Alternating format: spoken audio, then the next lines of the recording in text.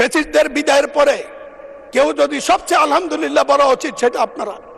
আপনি কঠোর মানুষ, আমার মাইকটা বন্ধ করে দেবেন, সময় আর নষ্ট করতে চাই না। আগে যাদের বিরুদ্ধে দাঁড়িয়ে কথা বলতাম তাদেরকে চিনতাম, আর আজকে যাদের বিরোধী দল তাদেরকে এখনো আমি চিনি নাই।